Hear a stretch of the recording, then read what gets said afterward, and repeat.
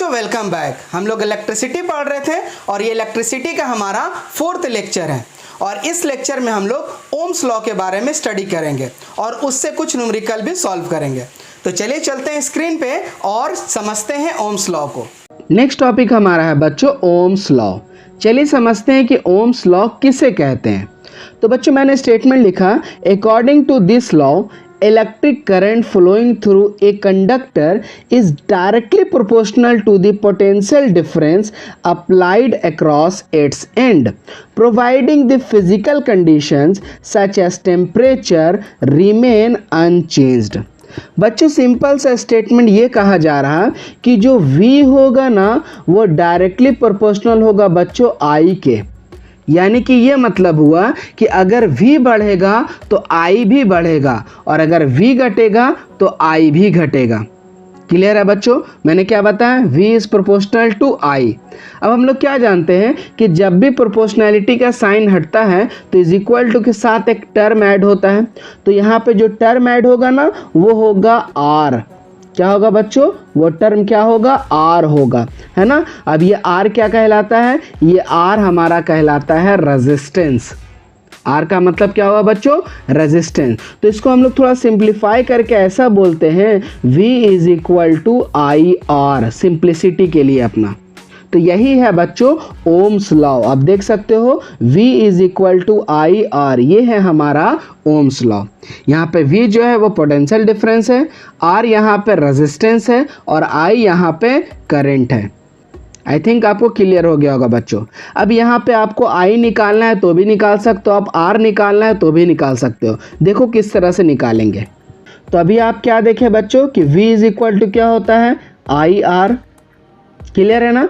अब देखिए अगर आपको I निकालना हो यानी कि करंट निकालना हो, क्या आप नहीं बोल सकते हैं V upon R is equal to I, आप बोल सकते हैं ना, बात समझ रहे हो। अच्छा अगर आपको R निकालना हो तो क्या आप ऐसा नहीं बोल सकते हैं V upon I is equal to R, बोल सकते हैं ना। तो ये तीनों कंडीशन आप ध्यान में रखिएगा बच्चों। अगर I निकालना है तो हो जाएगा V अपॉन R और अगर R निकालना है तो हो जाएगा V अपॉन I। ये तीनों कंडीशन आप याद रखिएगा। अभी हम लोग न्यूमेरिकल बनाएंगे तो देखिएगा यहाँ पे यूज़ होगा।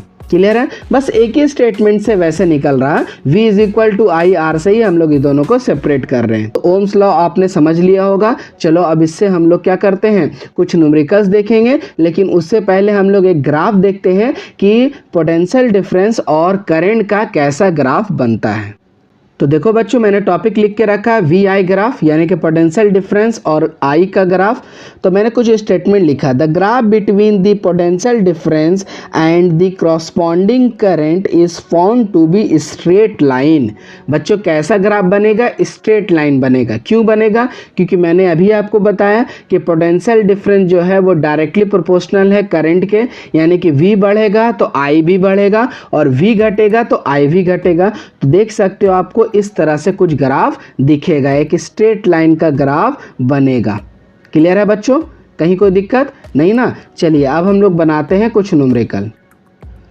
तो न्यूमेरिकल है बच्चों, a current 0.2 ampere flows in a wire of resistance 15 ओम। ठीक है, find the potential difference across its end of the wire.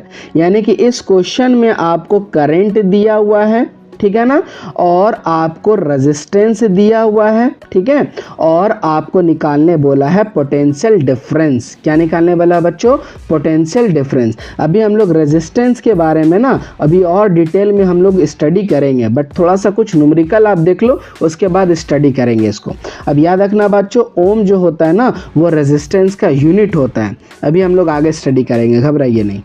तो देखिए क्या क्या गिवन है, करंट गिवन था, R गिवन था, हम लोग क्या लगा देंगे, हम लोग लगा देंगे अभी ओम्स लॉ। क्या जानते हैं V is equal to I R. तो V निकालना था हमें, I दिया हुआ था, R दिया हुआ था, सिंपली हम लोग पुट कर दिए तो हमारा जो V है यानी कि पोटेंशियल डिफरेंस है वो हमारा निकल गया कितना बच्चों, 3 वोल्ट। देखा कितना इजी क्वेश्चन है, बस आपको ओम्स लॉ लगाना है, क्वेश्चन सॉल्व हो जाएगा। नेक्स्ट क्वेश्चन है बच्चों, an electric heater has a coiled metal wire which draws a current of 100 ampere the resistance of the wire is 1.1 ohm, calculate the voltage that must be established to it. आपको voltage calculate करना है, यानी कि we calculate करना है, ठीक है ना। आप देख सकते हो करंट दिया हुआ 100 एम्पियर, आपका रेजिस्टेंस दिया हुआ है 1.1 ओम। तो सिंपली बच्चों हम लोग ओम्स लॉ लगाएंगे, V is equal to I R. देखिएगा ये भी क्वेश्चन बहुत ही सिंपली वे में सॉल्व हो जाएगा। तो देखो बच्चों, I दिया हुआ 100 एम्पियर, रेजिस्टेंस दिया हुआ 1.1 ओम, तो फॉर्मूला हम लोग लगा देंगे V is equal to I R, तो हमारा आंसर आ जाएगा 110 वोल्ट। तो इस केस में जो वोल्टेज निकलेगा बच्चों, कितना निकलेगा? 110 वोल्ट। आई थिंक आपको ओम्स लॉ को यूज़ करने आ गया होगा। चलिए अब हम लोग एक टॉपिक को डिस्कस करते हैं जो यहाँ पे बार बार यूज़ हो रहा है। वो क्या है बच्चों? रेजिस्टेंस। ओके, टॉपिक हमारा है बच्चों रेजिस्टेंस। तो चलिए सबसे पहले हम लोग इसका डेफिनेशन देखते हैं। मैंने क्या लिख के रखा है बच्चों? It is the property of a conductor by virtue of which it opposes resist the flow of charge through it. यानी कि क्या बोला जा रहा कि ये एक प्रॉपर्टी ऐसा है जो कि आपके करंट के फ्लो को अपोज करता है। क्या अपोज करता है बच्चों? करंट के फ्लो को, यानी कि चार्ज के फ्लो को अपोज करता है। ठीक है, जैसे कि मान लीजिए आप ये एक कंडक्टर समझ लो, ठीक है। मान लो इधर इस डायरेक्शन में आपका क्या हो रहा है? चार्ज फ्लो कर रहा, तो ये क्या करेगा ना? अपोज करेगा, इसको आसानी से फ्लो होने नहीं देगा, ये इसको अपोज करेगा। ये जो अपोज कर रहा है ना, वो कहलाता है रेजिस्टेंस। क्या कहलाता है बच्चों? रेजिस्टेंस कहलाता है। क्लियर है ना। और हर वायर का अपना रेजिस्टेंस अलग अलग होता है। जैसे आप आयरन लोगे तो उसका क्या होता है, रेजिस्टेंस अलग आएगा, कॉपर लोगे उसका अलग आएगा, एल्यूमिनियम लोगे उसका अलग आएगा, है ना। उसके बाद सिल्वर लोगे, अलग अलग बोल सकते हो कंडक्टर का अलग अलग बच्चों क्या होता है, रेजिस्टेंस होता है। आई थिंक आपको रेजिस्टेंस समझ में आ गया होगा। अगर इसका हम लोग SI यूनिट बात करें तो वो है बच्चों ओम। क्या है?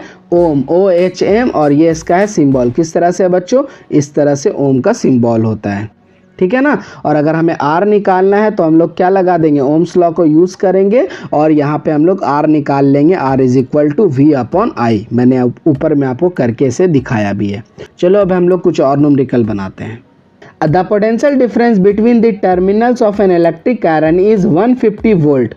It draws a current of 5 ampere from the source. What will be the resistance? तो यहाँ पे भी आपको क्या करना है बच्चों? रेजिस्टेंस निकालना है। क्या करना है? रेजिस्टेंस निकालना है। तो सिंपली हम लोग ओम्स लॉ लगा देंगे। V इज इक्वल टू क्या होता है बच्चों? I R. हमें R निकालना है तो मैंने अभी बताया V अपॉन क्या हो जाएगा? I हो जाएगा।